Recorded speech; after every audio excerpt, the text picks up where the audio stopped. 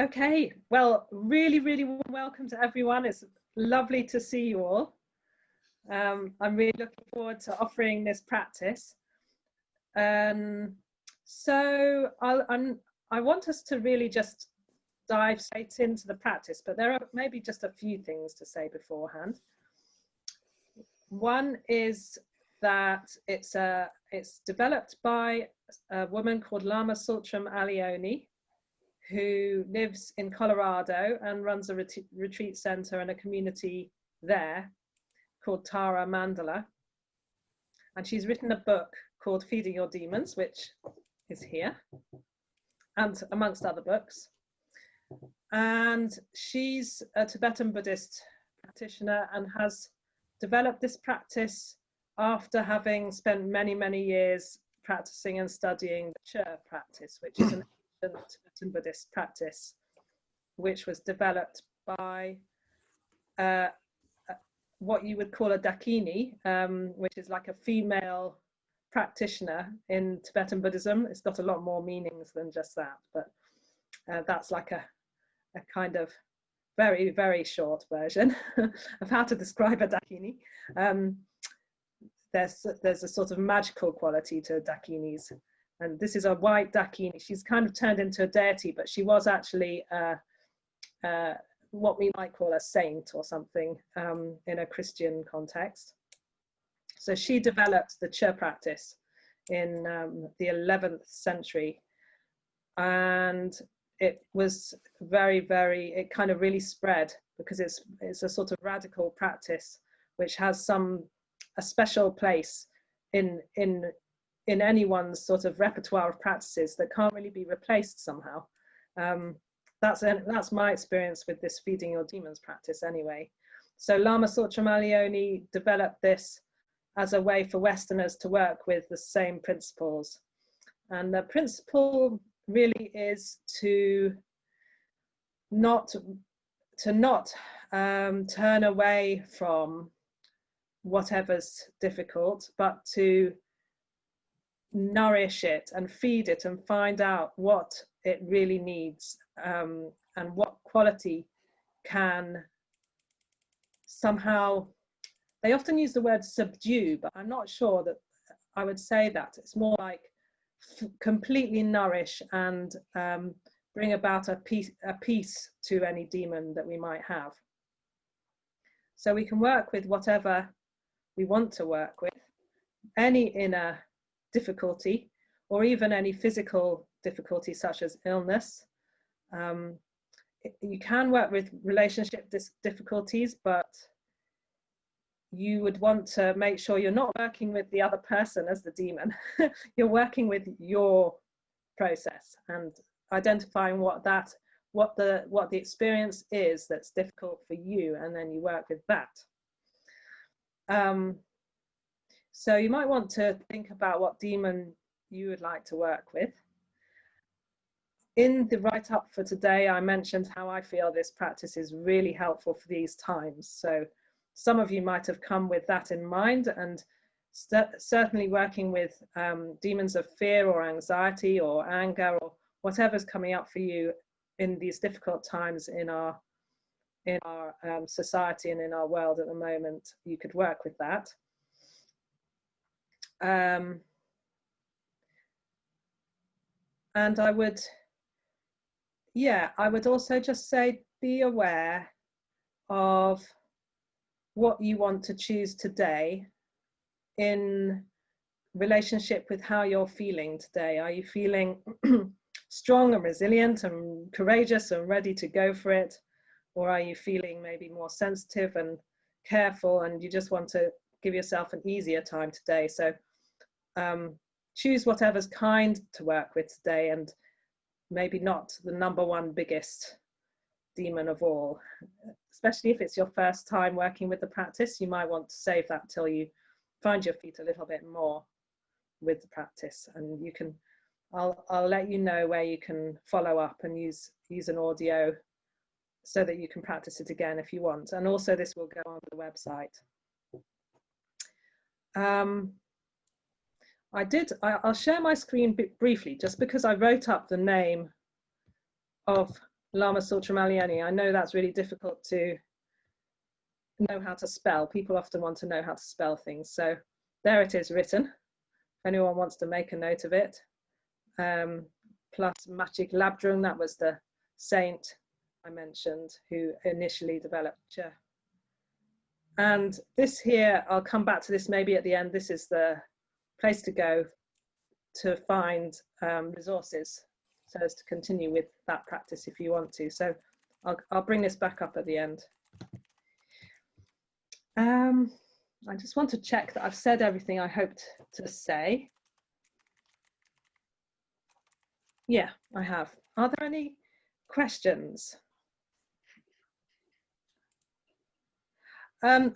Morris, hi. Hi.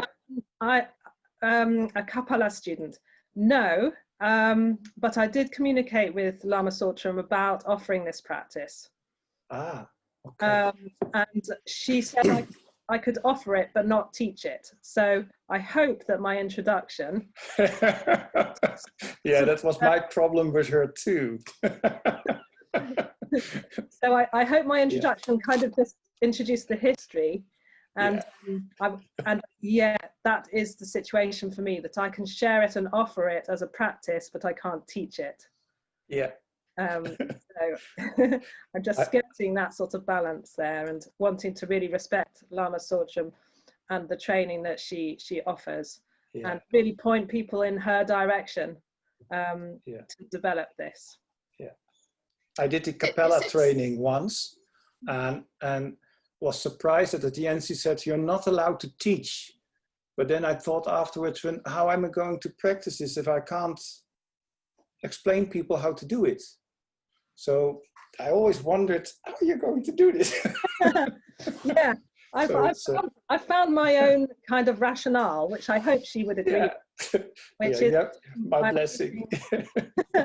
I'm using my mindfulness skills to guide the practice. And the only bit of teaching I think I'll do really is just to say that, and this is something we always say with visualization practices, with when we teach mindfulness, passion, that we call it visualization, but sometimes it's not so easy to see clear images. Some people don't see clear images, they just experience feeling or some quality of imagination that's hard to pin down.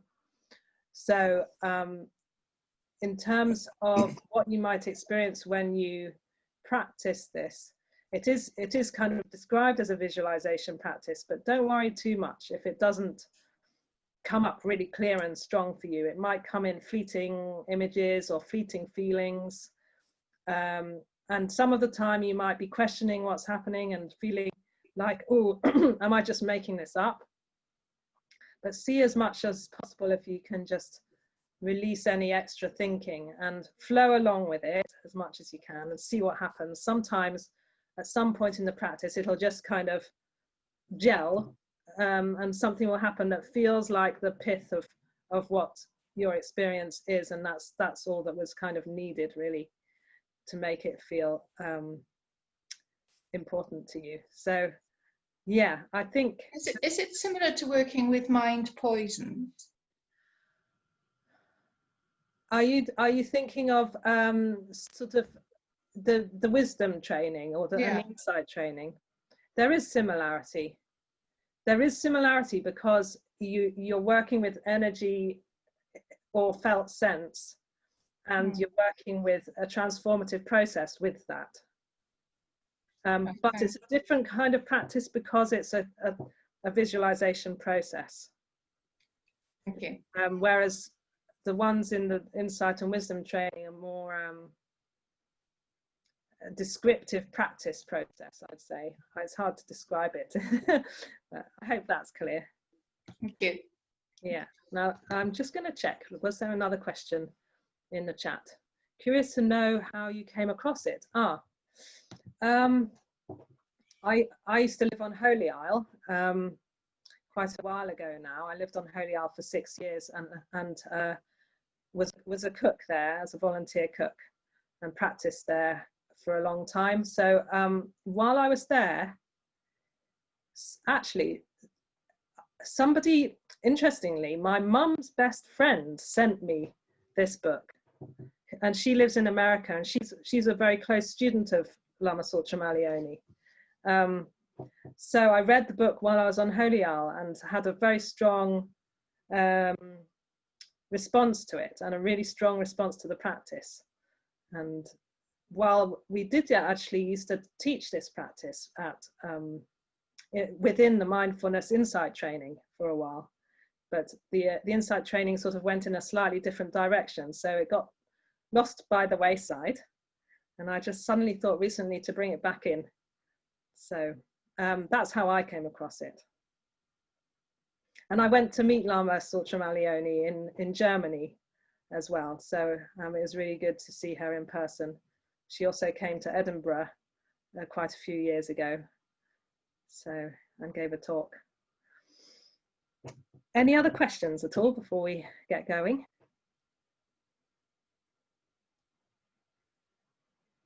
Okay, so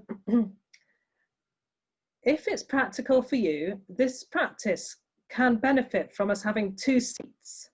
One is for us and one is for the demon, and then subsequently the ally to sit on, so facing each other. So wherever you're sitting for your practice now, if it works for you in some way, could you see if you could create two seats facing each other. If you can't, don't worry. I often don't do that when I practice it. I just move my body a bit as a sort of symbol of taking the place of the demon. So either is fine, I think.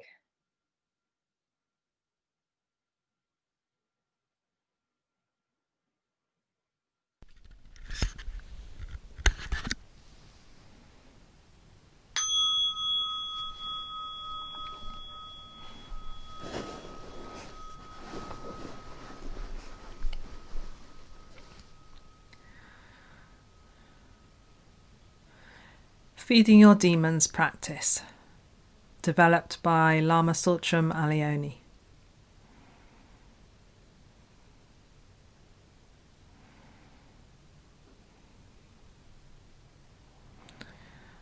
So maybe we can begin our practice with some attention to our posture. Just noticing if the body feels at ease or if there's any need to change how you're sitting. And seeing if we can find a balance between being wakeful and relaxed.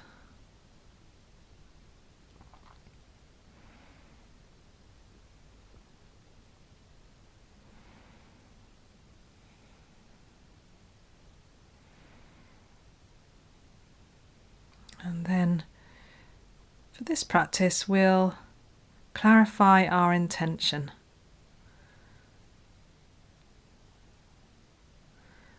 So for you today, there may be a particular intention for this practice, and that will perhaps depend on what you want to work with. So just clarifying in our minds at this point what we want to work with. What do we want to bring to this practice? Which demon do we want to work with?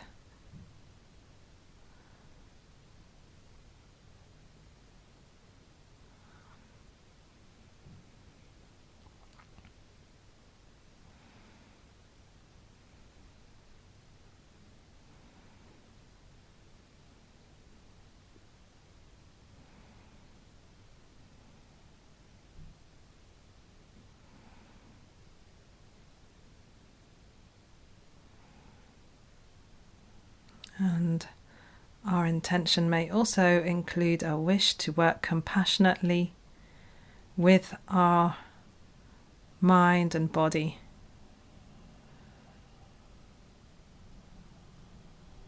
to bring awareness and insight.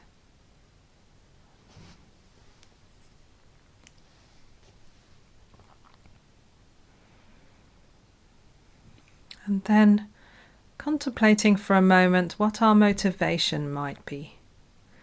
So why does this feel important to devote our time to? Why is it important in your life?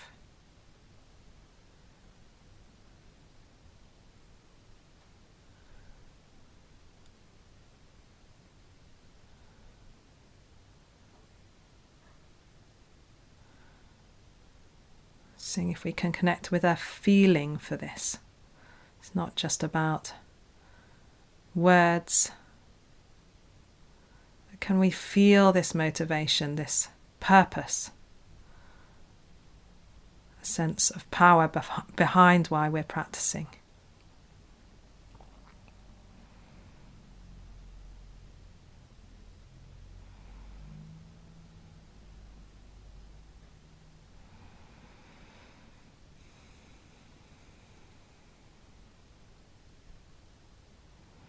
And now we'll move on and spend a few minutes finding a settling rhythm of breathing.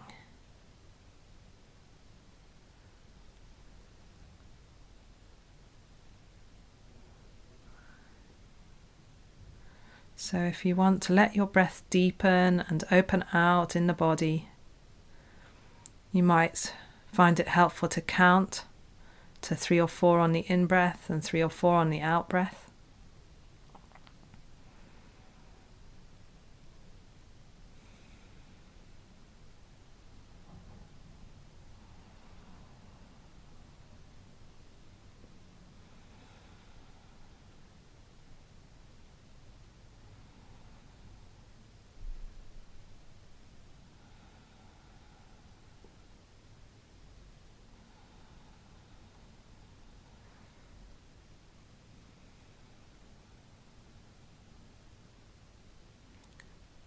So by breathing and counting in this way, we're seeing if we can soothe all the busyness away a little, dropping out of all the thinking, finding the breath and the counting to be an anchor.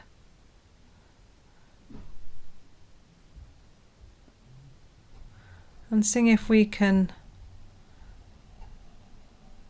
gently introduce a warm and friendly attitude surrounding our practice.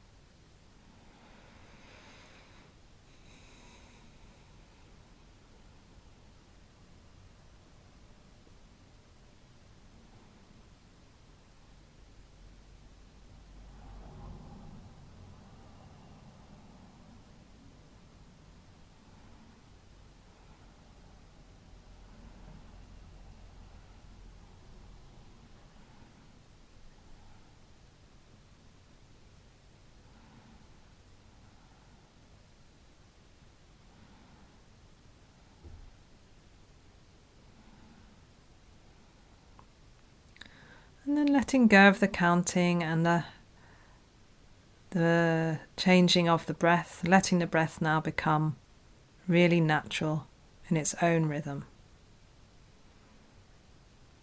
And we'll, for a moment, see if we can ground into the body, landing onto this earth,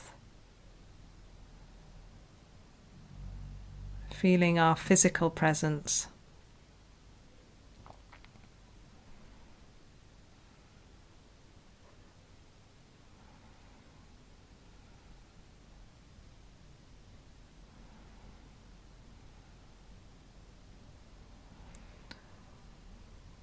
Our attention finding its home here in the alive landscape of our body,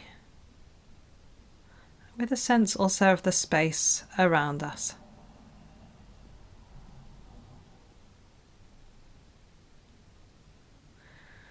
And now we'll see if we can find the demon we want to work with, the difficulty, within our body somewhere. Does it live somewhere in the body?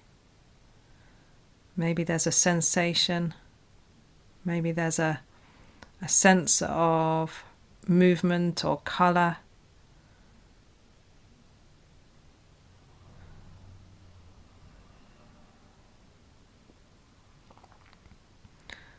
Maybe temperature.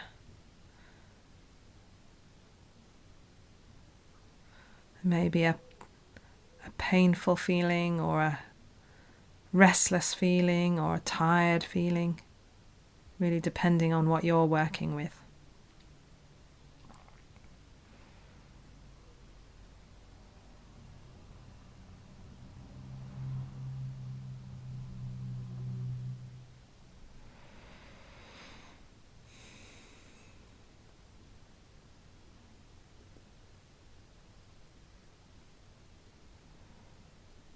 And then we'll see if it's possible to personify this demon in front of us.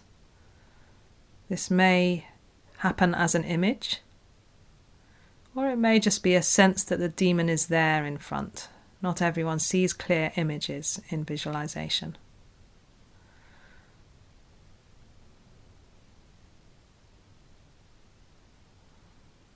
So can we allow this demon, this difficult aspect of our experience, to show itself in front of us now, coming out of that sensation in the body? And what does it look like? Is it moving? Is it big or small?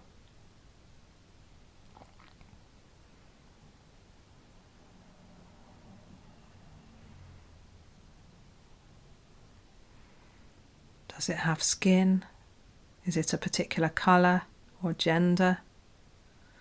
What character does it have? Is there a particular look in its eyes?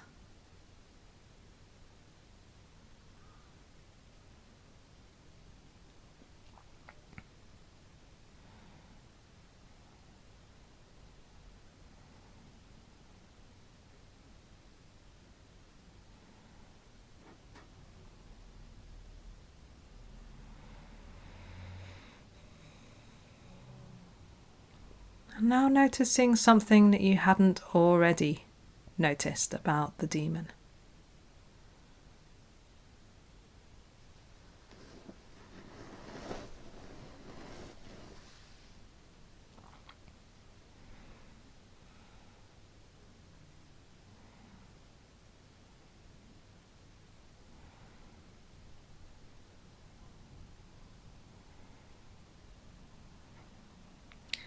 And sitting here with the demon in front, we're going to ask some questions.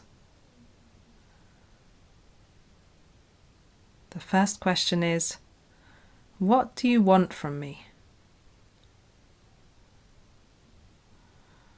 And we're not going to answer this question yet. We're just asking, what do you want from me?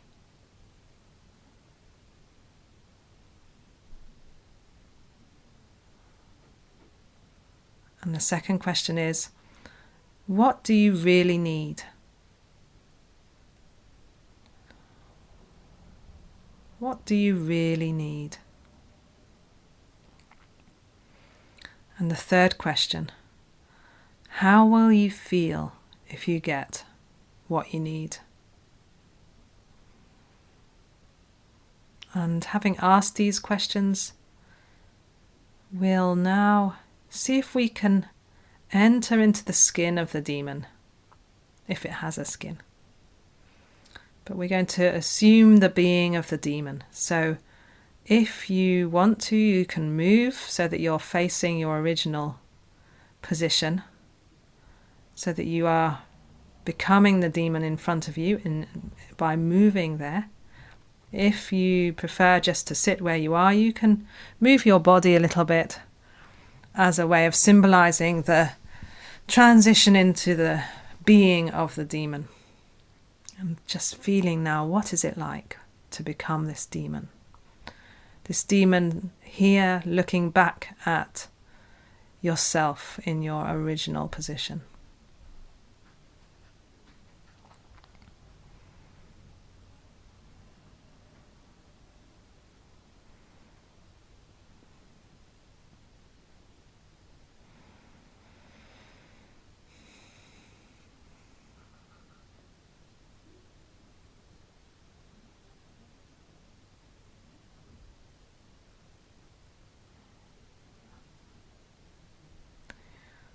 What does it feel like in your body to be this demon?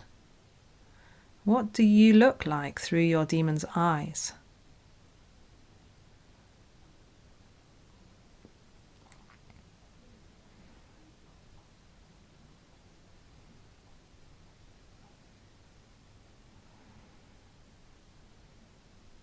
And now, as the demon, we're going to see if we can answer the questions.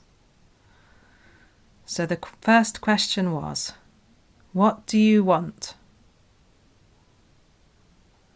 So as the demon, we're going to answer, what I want is, and you can fill in the rest of the sentence as the demon.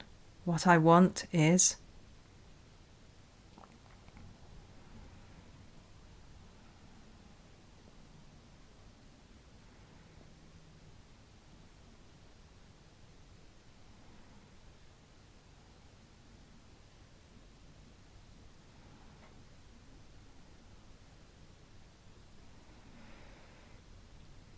And the second question was, what do you really need? So as the demon will answer, what I really need is.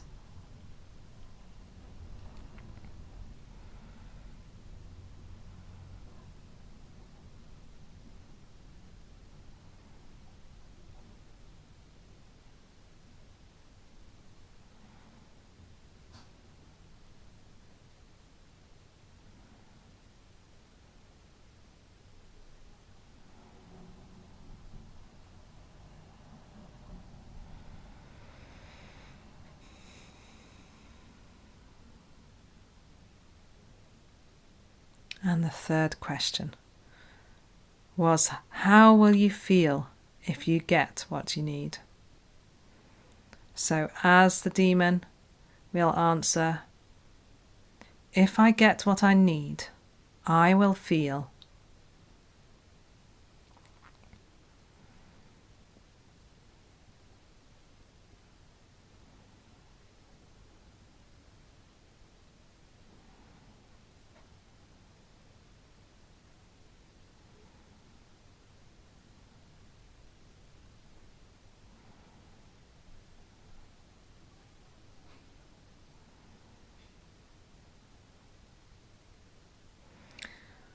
So usually this third question gives us a quality. A quality.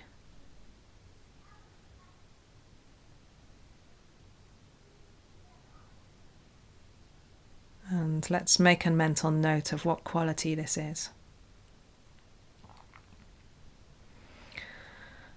And now we'll move back into our original position and become ourselves once again, with the demon in front of us. So you can either get up and move back into your original seat, or you can just move your body a little bit. And feeling how it is to be back in our own skin.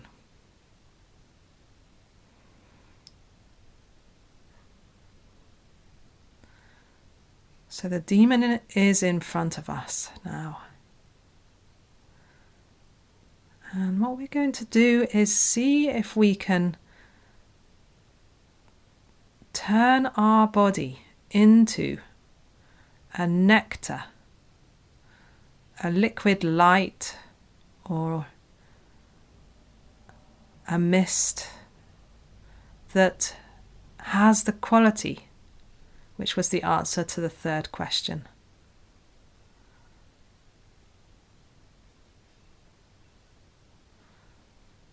So seeing if this quality can pervade our body, a sense of this quality has a limitless source from within our body. Noticing the colour, the texture of the nectar. And then seeing if we can give this nectar to the demon. Feed the demon. So there may be various ways that you could do this. Either maybe from your heart, the liquid light streaming to the demon and the demon receiving it through the mouth, or there may be a completely different way that you would like to feed your demon. Just go with what comes for you.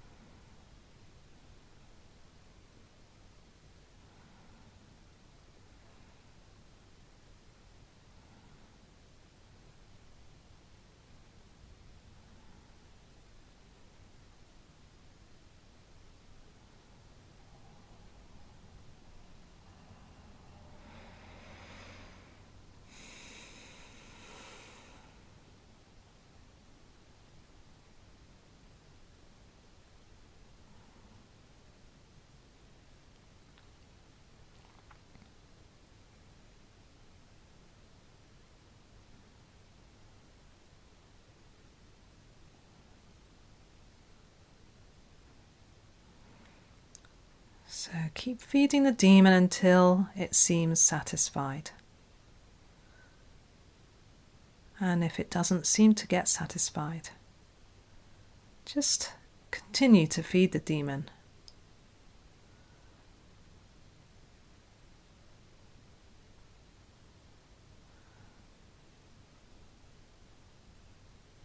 Sometimes demons change when we're feeding them, so if this happens, just let the process unfold.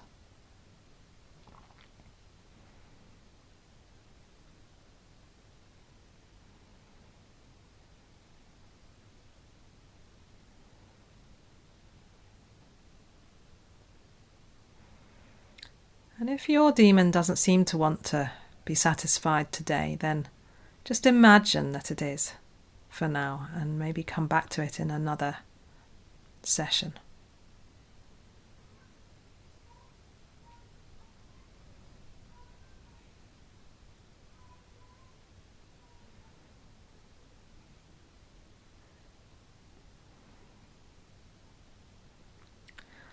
So if your demon has transformed into another being, notice what this being is or who it is.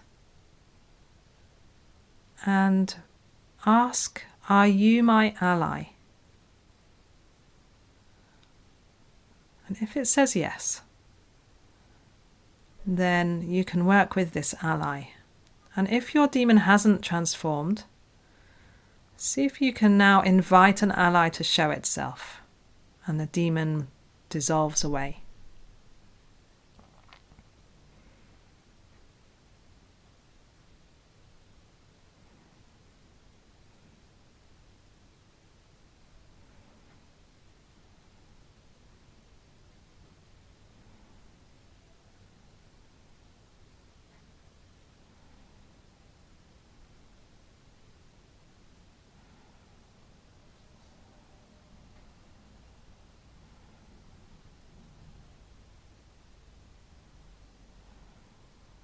And then with this ally in front, we'll again notice the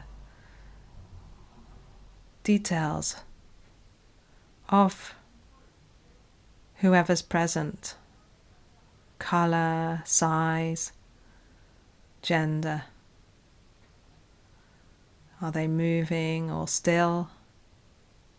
What's their character? And what's the look in their eyes?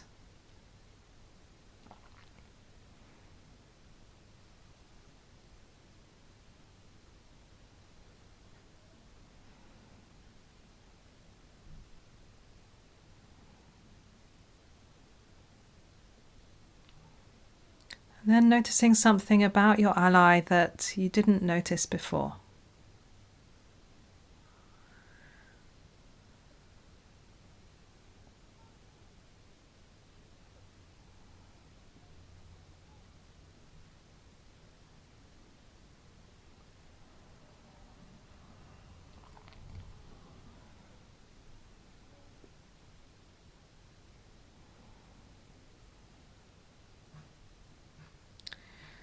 So just as we did before, we're now going to ask some questions, this time of our ally.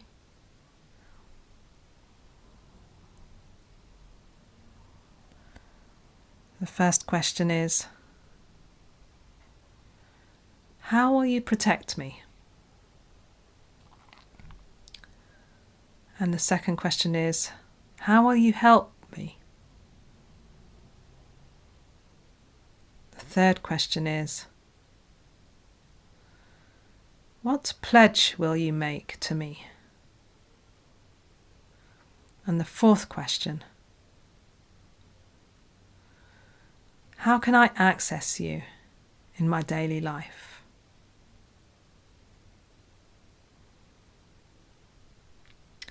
And now, just as we did with the demon, we're going to move into the body of the ally, either by getting up and sitting opposite where we were, or by shifting our body where we are sitting.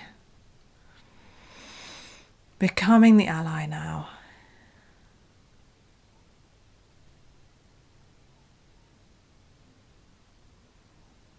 What is it like? What does it feel like in the body to be in the being of our ally?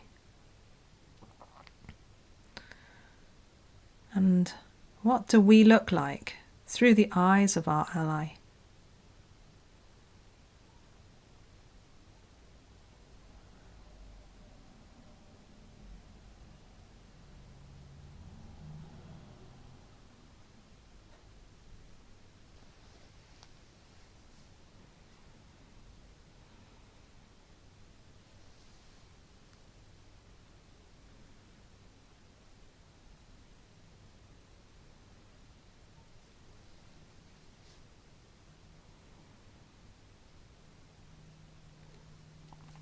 And then as the ally, we're going to answer the questions.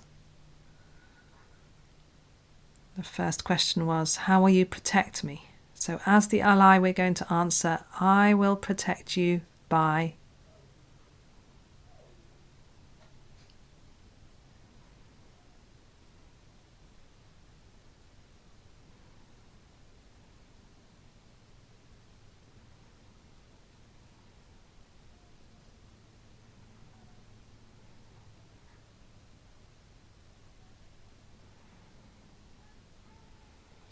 The second question was, how will you help me? And so as the ally, we'll answer, I will help you by...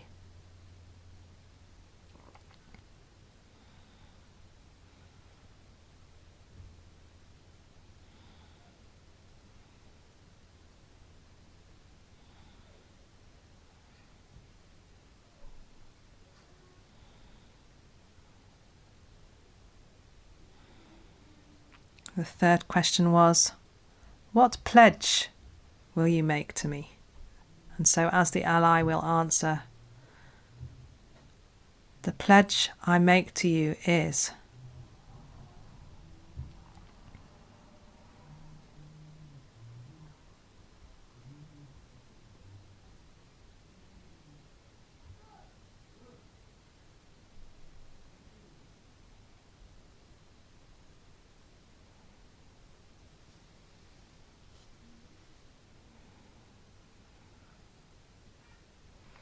And the last question was, how can I access you in my daily life?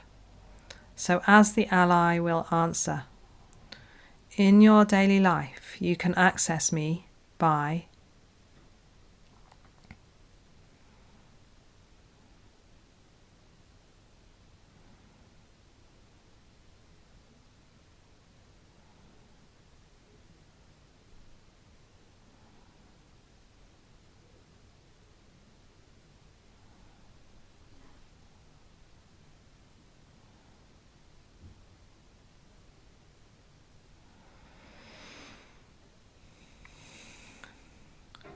So when you're ready, we're going to transition again back into our own skin, moving our body.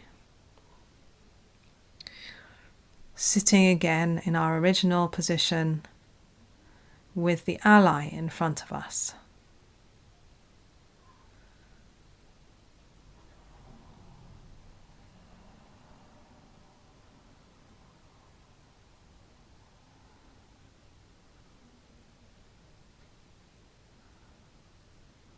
And we'll begin to feel the ally slightly dissolving into light, as if the ally now can begin to enter into our body in the form of light. Gradually receiving the essence of the ally into our body.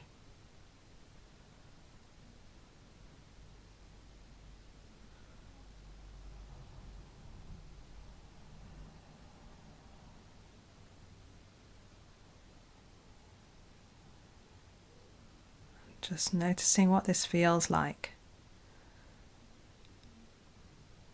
Really experiencing it.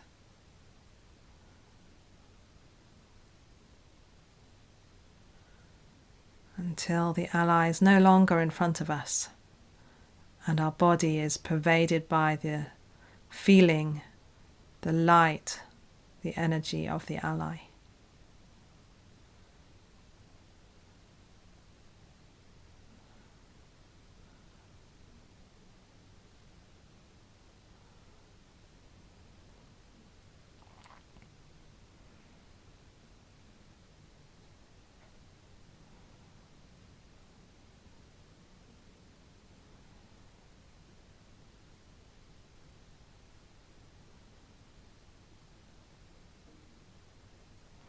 And we'll rest now with nothing more to do.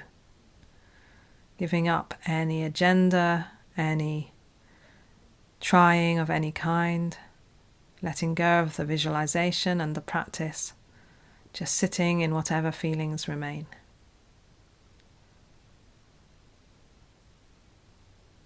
Our mind open and unconstrained.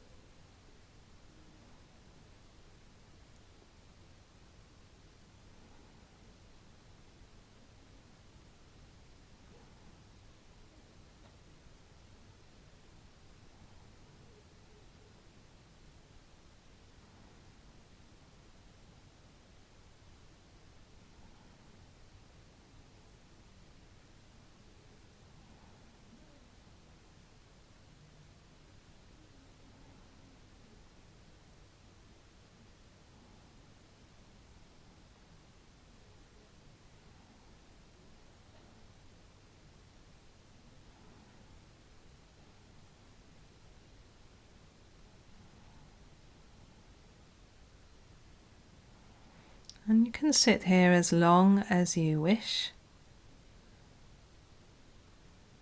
This is a very important part of the practice, this sitting, doing nothing at the end. And when you've sat for long enough, we'll dedicate our practice. Dedicate our practice to our deepest potential and growth in life, and to the benefit and well-being of others, both those close to us and those further afield in widening circles, so that the benefits may spread.